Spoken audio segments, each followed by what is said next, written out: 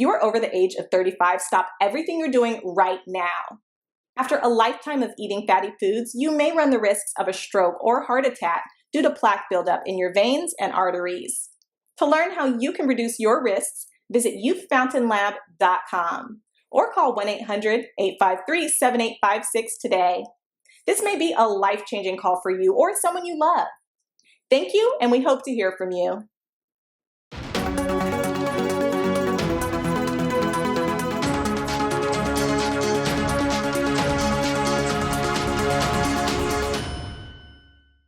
So there was a white supremacist by the name of Nathan Allen, 28 years old. He went on a rampage and ended up killing a brother and a sister. Let's go ahead and roll that clip. He left about 2 o'clock. That was the last time I saw him. As a heartbroken community begins to process what investigators are now calling a hate crime, anger is setting in. To be murdered for their race in this area is unconscionable, and it's outrageous. And unimaginable grief is taking hold. He was a great guy. My heart goes out. I mean, he was just a stand-up guy. What a great guy. Retired State Trooper David Green spent nearly 4 decades in law enforcement. The 58-year-old died in a shootout in this Winthrop alley Saturday, just feet from his home. I think Dave kept people alive by heroically dying. Investigators say it all started when Nathan Allen stole this plumbing truck and crashed it into an empty building near Shirley and Cross Streets. Police say Allen then got out of the stolen box truck and shot and killed 60-year-old Air Force veteran Ramona Cooper, who happened to be standing nearby. They say he shot and killed Green after some kind of brief confrontation down the road. Gave up his own life, made the ultimate sacrifice for others. Nick Teotis knew Green for more than 50 years. He says Green was trying to warn others about the shooter when he died. I lost my best friend. Great guy. Everybody loved him. As all of you know, yesterday, 2 innocent people lost their lives in the safe neighborhoods of Winthrop. We know for a fact that Ramona Cooper, 60 years old, a veteran, staff sergeant in our Air Force who was still involved with the military, was killed yesterday. She was shot 3 times in the back. We know that retired Massachusetts State Trooper David L. Green, who honorably served our Commonwealth for 36 years in law enforcement, was executed yesterday, shot 4 times in the head and 3 in the torso. And we know that the shooter was a 28-year-old named Nathan Allen. We have found in this very preliminary stage of this investigation, and law enforcement has been working round the clock together. Boston Police, Chelsea Police, Revere Police, Transit Police, and NEMLEC, the Northeast Massachusetts Law Enforcement Council, all came to help Winthrop here.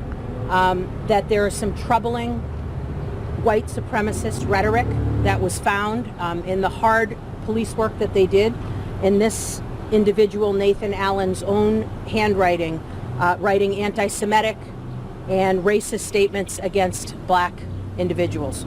We are in the preliminary stage. We will continue to work on this, and although these 2 people lost their lives yesterday and the threat has been terminated, this individual, Nathan Allen, will not hurt anyone else. These families deserve answers, and we will find out what happened here.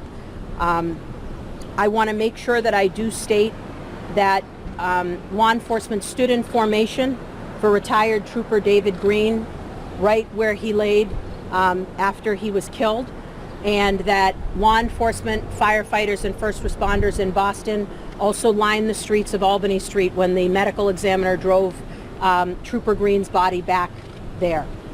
So this is a sad day. These 2 people protected our rights. They fought for us to be safe and to have the opinions that we have, and they were executed yesterday. And we will find out why and find out more about this man that did this. Now, the white supremacist Nathan Allen, he didn't have any criminal record. He actually had a PhD as well. Now, they said that he, was married. It said he was fueled by racism and white supremacy. Now, they said that him targeting them and the white supremacist rhetoric that he had, they said he actually passed by some white folks before he ended up killing the sister and the brother. He didn't do nothing to them. He was targeting black people. Now, you heard the cops, actually did some great police work by taking him out, or as the prosecutor said, terminating him. That's exactly what he deserved for doing something like that. But let me tell you something. These white supremacists and what they're doing, this is why I keep my eyes on them and cover these stories, because we have a history of white supremacist violence against black people. These black people weren't doing him anything, didn't bother him whatsoever. This sister was, in the military. This brother was a retired police officer, and he targeted them for the color of their skin. That is an anti-black hate crime. Understand that? The hate crimes against black people has always been at the top of the list for hate crimes. Black folks need their own hate crime bill, but we can't get the Congressional Black Caucus members to put up a bill and say, hey, we need to get this hate crime bill, and y'all need to vote on this just like you voted on the Asian hate crime bill. Because we're suffering out here. Then they need federal oversight over all hate crimes. Because when the state's doing it, sometimes they don't want to classify something these Mzungus doing as hate crimes. Or want to go, now you want to report it to the feds. What happened in this story, this guy, everybody say they didn't see it coming with him, but he been like that. Because nobody just wake up to go do something like that whatsoever. You understand? Like I say, this sister was as they say, a staff sergeant in the Air Force. Okay? So they said that this guy, he left behind racist and they say an anti-Semitic rhetoric is what he left. They said that it was troubling the white supremacist rhetoric that was found on Nathan Allen's own handwriting, anti-Semitic and racist statements against black individuals. That's what they were saying. They said it's a sad day. These two people protected our rights and fought for us to be safe. You're talking about the brother and sister. And said they were executed yesterday, and we need to find out why. Now, they said he wasn't on the FBI's radar because they said they had monitored certain white supremacists. They said that he had a lawful license to carry a firearm. So he had a legal gun that he was using. He had nothing online that they could find, at least, to make them believe that, okay, this is a white supremacist, we need to monitor him. He just decided to go snap out, but he's been having these racist ideologies for a long time. That's why I say it's important to keep our eye on white supremacists. Don't let off of their neck. Don't let folks come in and try to tell you, why y'all don't talk about crime in the black community? You talk about it. How about that? You stop being lazy and looking to me and other people to do it. You do it. You talk about those issues and problems. And when you do talk about them, make sure you talk about them in love and talk about them in a way of correction and how to solve the problem if you're going to talk about it. But I ain't got that. I just don't focus on that because my focus is racism, white supremacy.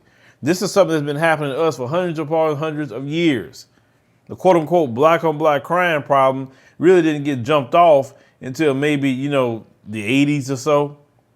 When these people brought crack into the black community, yes, they did it. We didn't bring that mess in. We ain't had no boats and no planes. But we got to keep paying attention to white supremacists. We cannot ever turn our head away. You can't take a day off. You got to pay attention because this is the things that these white supremacists will do. You understand? They want to go target people that had nothing to do with anything. That's why you can't tell me not to talk about white supremacy, because when I see stories like this, we got to shine a light on it. Because when you shine a light on racism, white supremacy, it don't give them some wiggle room to do certain things. They love to move in darkness, brothers and sisters. They love that. So, I hate this happen, but we definitely got to, be on guard, be on code with each other to protect each other, in the community. You know what I'm saying? But I hope this brothers and sister, family, hope they can, process this because, losing family members in this manner is wrong.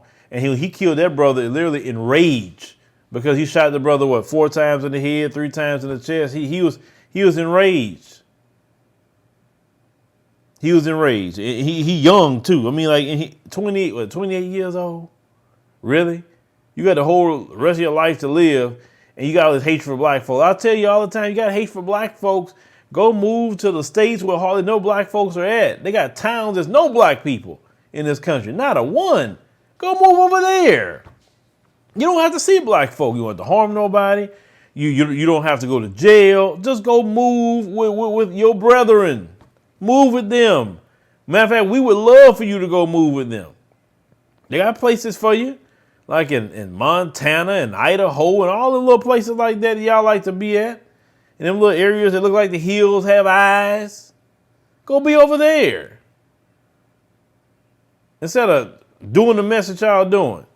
Well, leave me a comment, let us think about the situation, with this story here. Like I say, it's ugly sad. I hate this. But this is why we got to keep, our foot on white supremacy next. We got to do that. We got to. Because if you let off of them and not highlighting this things that they're doing, it could possibly put you in a situation where it could end your life.